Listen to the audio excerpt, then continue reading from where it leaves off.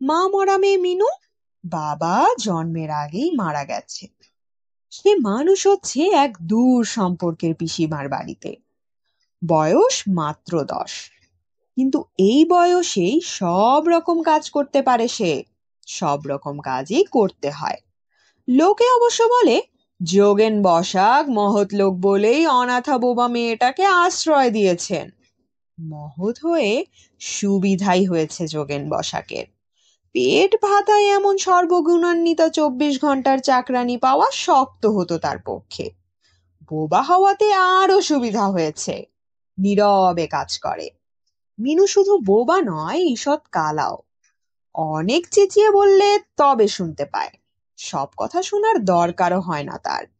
ঠোঁট নাড়া আর মুখের ভাব দেখেই সব বুঝতে পারে। এছাড়া তার আরেকটা ষষ্ঠ ইন্দ্রিয় আছে, যার সাহায্যে সে এমন সব জিনিস বুঝতে পারে, এমন সব জিনিস মনে মনে সৃষ্টি করে, সাধারণ বুদ্ধিতে যার মানে হয় না। মিনুর জগৎ চোখের জগৎ। দৃষ্টির ভিতর দিয়েই সৃষ্টিকে গ্রহণ করেছে সে। শুধু গ্রহণ করেনি, নতুন রূপে নতুন রং আরোপ করেছে তাতে। খুব ভোরে ওঠে সে, ভোর 4টের সময়। উঠেই দেখতে পায় পূর্ব আকাশে দপ দপ করে জ্বলছে শুকতারা। পরিচিত বন্ধুকে দেখলে মুখে যেমন মৃদু হাসি ফুটে ওঠে, তেমনি হাসি ফুটে ওঠে মিনুর মুখেও। মিনু মনে মনে বলে, সই, ঠিক সময়ে উঠেছ দেখছি। বৈজ্ঞানিকের চোখে শুকতারা বিরাট বিশাল বাষ্পমণ্ডিত প্রকাণ্ড গ্রহ। কবির চোখে নিশাবসানের আলোকদূত। কিন্তু মিনুর চোখে সে সই। মিনুর বিশ্বাস, সেও তার মতো কয়লা ভাঙতে উঠেছে ভোরবেলায়। আকাশবাসী তার কোনো পিসে মশায়ের গৃহস্থালিতে উনুন ধরাবার জন্যে। আকাশের পিসে মশায়ও হয়তো ডেলি প্যাসেঞ্জারি করে তার নিজের পিসে মশায়ের মতো। শুকতারার আশেপাশে কালো মেঘের টুকরো যখন দেখতে পায়, তখন ভাবে, ওই যে কয়লা, কি বিচ্ছিরি করে ছড়িয়ে রেখেছে আজ, বলে আর মুচকি মুচকি হাসে। তারপর নিজে যায় সে কয়লা ভাঙতে। কয়লাগুলো ওর শত্রু। শত্রুর উপর হাতুড়ি চালিয়ে ভারী তৃপ্তি হয় ওর। হাতুড়িটার নাম রেখেছে গদাই, আর যে পাথরটার উপর রেখে কয়লা ভাঙে তার নাম দিয়েছে শানু। শানের সঙ্গে মিল আছে বোধ হয়। কয়লা গাদার কাছে গিয়ে রোজ সে ওদের মনে মনে ডাকে, ও গদাই, ও শানু, ওঠো এবার, রাত যে পুইয়ে গেছে, সই এসে কয়লা ভাঙছে, তোমরাও ওঠো। কয়লা ভেঙে তারপর যায় সে ঘুঁটের কাছে। ঘুঁটে তার কাছে ঘুঁটে নয়, তরকারি। উনুনের নাম রাক্ষসী। উনুন রাক্ষসী কেরোসিন তেল দেওয়া ঘুঁটের তরকারি দিয়ে শত্রুদের, মানে কয়লাদের খাবে। আঁচটা যখন গনগন করে ধরে ওঠে, তখন ভারী আনন্দ হয় মিনু। জ্বলন্ত কয়লাগুলোকে তার মনে হয় রক্তাক্ত মাংস, আর আগুনের লাল আভাকে মনে হয় রাক্ষসীর তৃপ্তি। বিস্ফারিত নয়নে সে চেয়ে থাকে, তারপর ছুটে চলে যায় উঠোনে। আকাশের দিকে চেয়ে দেখে সেখানে ঊষার লাল আভা ফুটছে কিনা। ঊষার লাল আভা যেদিন ভালো করে ফোটে, সেদিন সে ভাবে সইয়ের উনুনে চমৎকার আঁচ এসেছে। যেদিন আকাশ মেঘে ঢাকা থাকে, সেদিন ভাবে ছাই পরিষ্কার করেনি, তাই আঁচ ওঠেনি আজ। এইভাবে নিজের একটা অভিনব জগৎ সৃষ্টি করেছে সে মনে মনে। সে জগতের সঙ্গে বাইরের জগতের মিল নেই। সে জগতে তার শত্রু মিত্র সব আছে। আগেই বলেছি কয়লা তার শত্রু। রান্নাঘরের বাসনগুলি সব তার বন্ধু। তাদের নাম রেখেছে সে আলাদা আলাদা। ঘটিটার নাম পুটি। ঘটিটা একদিন হাত থেকে পড়ে গিয়ে তুবড়ে গেল। মিনুর সে কি কান্না! তোবড়ানো জায়গাটায় রোজ হাত বুলিয়ে দেয়। গেলাস চারটের নাম হারু, বারু, তারু আর কারু। চারটে গেলাসই একরকম, কিন্তু মিনুর চোখে তাদের পার্থক্য ধরা পড়ে। গেলাসগুলোকে যখন মাজে বা ধোয়, তখন মনে হয় সে যেন ছোট ছেলেদের স্নান করাচ্ছে। মিটসেফটা ওর শত্রু। ওটার নাম দিয়েছে গপগপা। গপ গপ করে সব জিনিস পেটে পুরে নেয়। মাঝে মাঝে এক দৃষ্টে চেয়ে থাকে মিটসেফের চকচকে তালাটার দিকে, আর মনে মনে বলে, আমর মুখ পোড়া, সব জিনিস পেটে পুরে বসে আছে। মিনুর আর একটি দৈনন্দিন কর্তব্য আছে। যখন অবসর পায়, টুক করে চলে যায় ছাদে।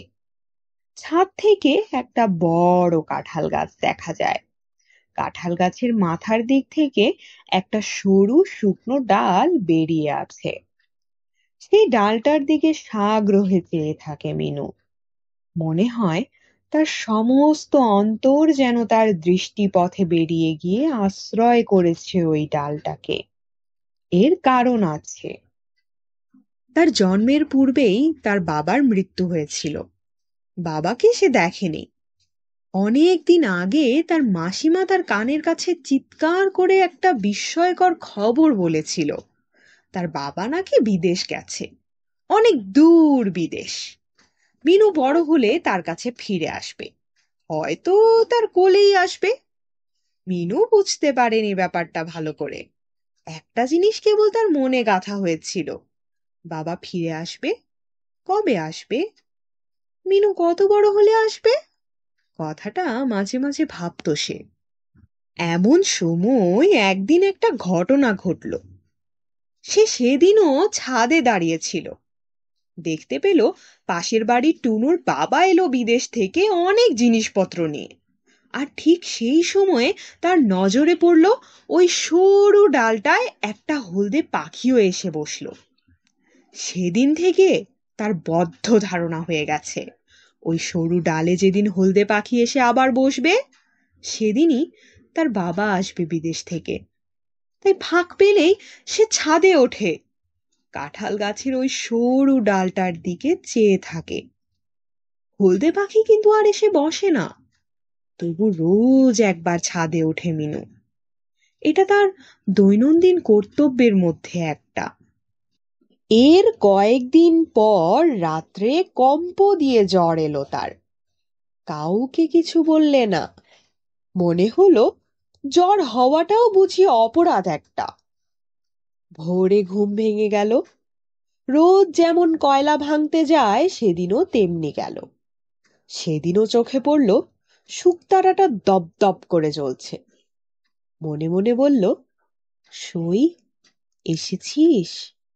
আমার শরীরটা আজ ভালো নেই ভাই, তুই ভালো আছিস তো? উনুনে আঁচ দিয়ে কিন্তু সে আর জল ভরতে পারল না সেদিন। শরীরটা বড্ড বেশি খারাপ হতে লাগলো। আস্তে আস্তে গিয়ে শুয়ে পড়ল নিজের বিছানায়। কেমন যেন ঘোর ঘোর মনে হতে লাগলো। নিজের ছোট্ট ঘরটিতে মিনু জ্বরের ঘোরে শুয়ে রইল খানিকক্ষণ। জ্বরের ঘোরেই হঠাৎ তার মনে হয় একটা দরকারি কাজ করা হয়নি। আস্তে আস্তে উঠল সে বিছানা থেকে। তারপর খিড়কির দরজা দিয়ে গিয়ে দাঁড়ালো ছাদের সিঁড়ির কাছে। সিঁড়ির কাছে কিছুক্ষণ দাঁড়িয়ে থেকে আস্তে আস্তে উঠে গেল ছাদে। কেউ দেখতে পেল না। পিসিমা পিসেমশাই তখনও ঘুমুচ্ছেন। ছাদে উঠে চোখে পড়ল লালে লাল হয়ে গেছে পূর্বাকাশ। বাহ, চমৎকার আঁচ উঠেছে তো সইয়ের। একটু হাসল সে। তারপর চাইল সেই সরু ডালটার দিকে। সর্বাঙ্গ রোমাঞ্চিত হয়ে উঠল তার। একটা হলদে পাখি এসে বসেছে। তাহলে তো বাবা নিশ্চয়ই এসেছে। আর এক মুহূর্তও দাঁড়ালো না ছাদে। যদিও পাটল ছিল, তবু সে প্রায় ছুটে বেরিয়ে এলো বাইরে। শুনছিলেন বনফুল রচিত ছোট্ট একটি গল্প মিনু। পাঠে ছিলাম আমি তাফান্নুম তানজিম শিফা। গল্প ও গল্প পাঠ সম্পর্কিত যে কোনো মতামত এবং পছন্দের কোনো গল্প, কবিতা, উপন্যাস, নাটক আমার কণ্ঠে শুনতে আগ্রহী হলে কমেন্ট করে জানান। গল্পটি ভালো লাগলে বন্ধুদের সাথে শেয়ার করুন, কারণ ভিউ, লাইক, সাবস্ক্রাইব আমাদের পরবর্তী কন্টেন্ট তৈরিতে অনুপ্রেরণা যোগায়। এছাড়া আমার কণ্ঠে ভয়েস ওভার করাতে চাইলে ডেসক্রিপশনে প্রকাশিত মাধ্যমগুলো ব্যবহার করতে পারেন। আমাদের আজকের আয়োজন এখানেই সমাপ্ত হোক। সবাই সুস্থ থাকুন, শুনতে থাকুন গল্পজ।